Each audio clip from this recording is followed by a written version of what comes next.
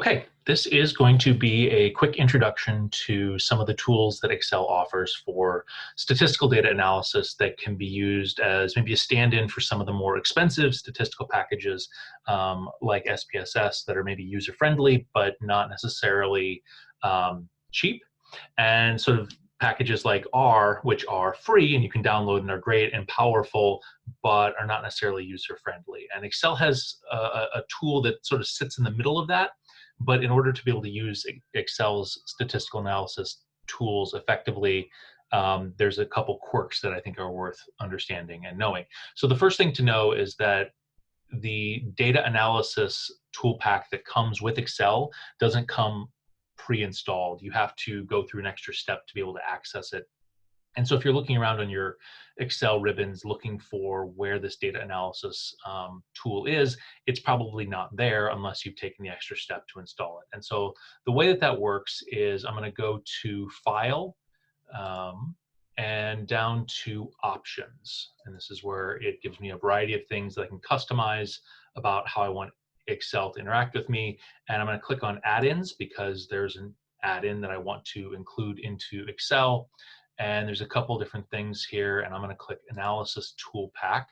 And you'd think normally if you just click on that and then click OK, it would go. That would be intuitive. That would make a lot of sense. But no, there's an extra step, and it's very easy to miss. And that is that you have to click on this little Go thing down here where it says Manage Excel Add-ins. And the reason is that there's a couple different options that come with that Analysis Tool Pack add-in, and you're going to have to click this one, Analysis Tool Pack, before Excel knows what you want to include. And so now when I go from File over here over to my Data tab, I have this new little box over here in the very end, Data Analysis Tools. And if I click on that, it brings up this window with a variety of different tools that Excel has available to me. And if you've taken a statistics class, some of these look familiar, right? ANOVA and correlation, descriptive statistics, histogram sampling, t-tests, and regression. And we're going to spend a little bit of time today talking about regression, not because these others aren't incredibly useful, they are, but because if you understand sort of the quirks of managing regression with Excel, then you'll understand some of the other quirks that'll come along. So that's the first thing that we need to do. We need to install the data analysis tool pack. Secondly, we need to get our data ready to be analyzed. And there's two different things that are relevant for that. And for that, I'm going to work with this data set that I created. It's from this article by Sandholz and Kotzel. Back from 2000, it looks at Transparency International's corruption perception index data and tries to predict why countries are scored higher, which is less corrupt, and why countries are scored lower, which is more corrupt. And they identify a variety of factors and run an analysis. And just sort of as a data collection project, I pulled together all of their data for, 54 different countries that Transparency International had ranked in terms of corruption. So that's this variable right here. And there's everything from GDP per capita to Freedom House has a score of how open an economy is or how state controlled it is. There's democracy and how many years a country's been a democracy, trade, GDP, economy, size, former British colony, and percent Protestant. And these are factors that they've found help to explain differences in the level of corruption, right?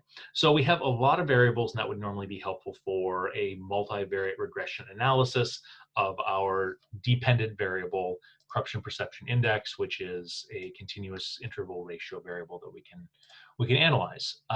But if I simply try to go in and do an analysis of this right now, I'm going to get a variety of different errors. And so one of the things that Excel isn't very good at handling is list-wise deletion of missing cases.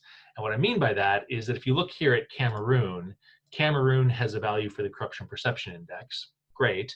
But as we go across the other independent variables, a lot of that is missing. Some of that's missing because Freedom House didn't score Cameroon. Some of that's missing because, maybe there wasn't data available for that year, or the CIA World Factbook didn't have the percent Protestant for Cameroon for whatever reason, and therefore we have missing data. And because there's missing data, we can't analyze that case, right? When we go to crunch the numbers, there's nothing there to crunch. And so normally a statistical package would look at that and say, oh, well, there's missing data in that case. We can't analyze it, and it just kicks it out. When Excel encounters that, rather than doing list-wise deletion of cases with missing variable or values, it just freaks out and says, what are you doing? This doesn't work. So we, as the user, have to take that extra step and prepare our data for that. And there's a fairly simple way to do that to make sure that you've removed all that. And so what I'm going to do is I'm going to highlight my data. I'm going to go up to my data tab and click filter. And filter puts these little arrow drop-down boxes across the top where I can tell it which variable or which values to keep and which values to get rid of. And for all of my variables that I'm going to use in my analysis, I'm just going to scroll until I find, well, there's nothing here. Okay, we don't have any missing values. But for economic GDP per capita, blanks. And I'm just going to click that one off, and it's going to hide any cases where there's missing data in this GDP per capita column. And I'll just go through each of my variables and remove anything that has blanks. And again, you wouldn't want to do this just automatically for every variable in your data set. You would only want to do this for variables that you're going to use, because if you have missing variables or missing values on variables that you're not going to include in your analysis, you don't want to exclude those cases, because that's lost data that you could, in theory, use if you wanted. So it turns out I only had to exclude on just a couple of these, on these two, and that got rid of all of my missing values for this data.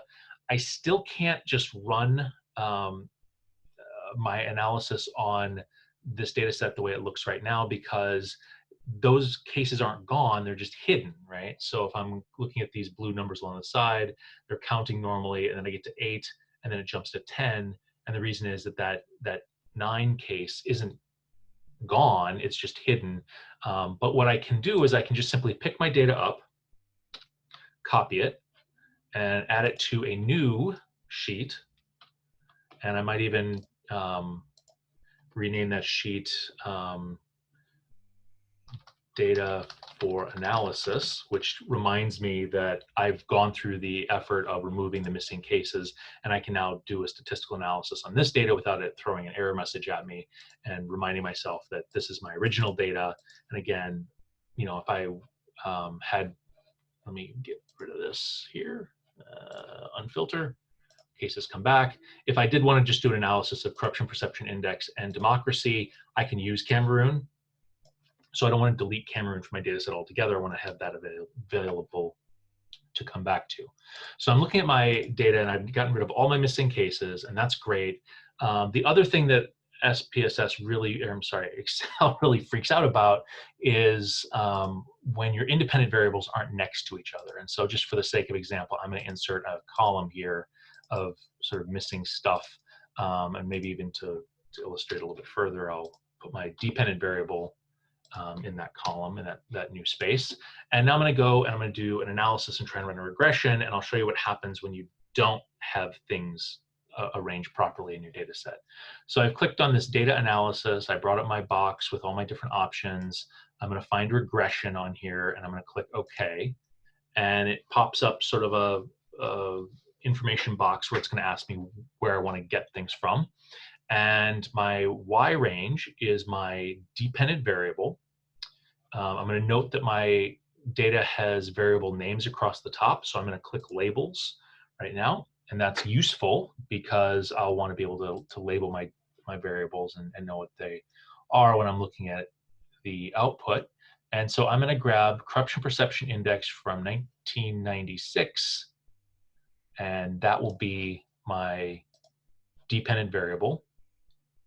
And then for my independent variables, I want to grab all of the other variables in this data set. So I want to grab the GDP per capita, economic freedom, democracy score, democracy years, trade, GDP total. And then I'm not going to do, then I also want the former British colony and the percent Protestant. And so I'm holding down Control to highlight this group as well. And so now I've got all of those selected, and I click here to say, yep, that's what I want. And in theory, I've told Excel exactly what should be happening. I've told it where my dependent variable is. I've told it where my independent variables are. Everybody should be happy. I can give it a place to put the output, or I can put it into a new worksheet. And I'll just do that because it's handy. There are some other options I could ask for if I wanted residuals or standardized residuals or any of that.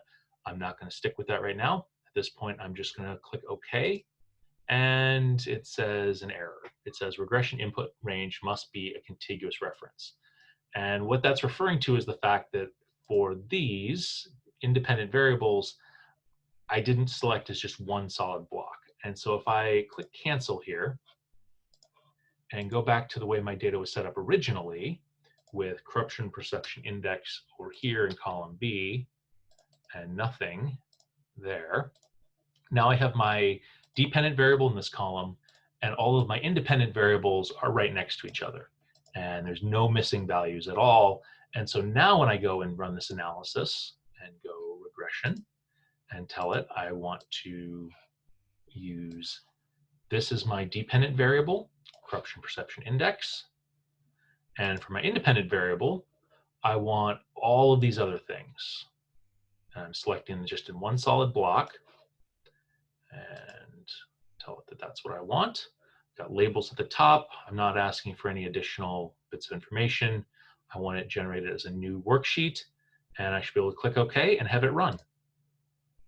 All right, so now I have a new worksheet, worksheet 4, and I'm going to relabel this quickly because otherwise it's easy to forget when you're running a bunch of statistical analyses. Remember which was which, and this is the replication model for C, corruption perception index 1996. All right, so now I've got it labeled so I know what it is. I can shuffle some columns around a little bit to make it a little bit easier to read. And if you've looked at regression output before, a lot of this looks familiar. You've got your R square in a box at the top. You have an ANOVA with an F test. And then you have the box with your regression coefficients, right? And so you've got your intercept and the value for that. And then we have all of the different variables that we included as independent variables in our analysis of our dependent variable, the corruption perception index scores from 1996. And because we selected labels and included that in our data, we get that neatly labeled along the side here. P-values are available, and then upper and lower bounds based on those p-values. So everything that you would need to run a simple ordinary least squared regression is available through Excel. It just takes a little bit of data manipulation organization to be able to get it to do exactly what we want it to do.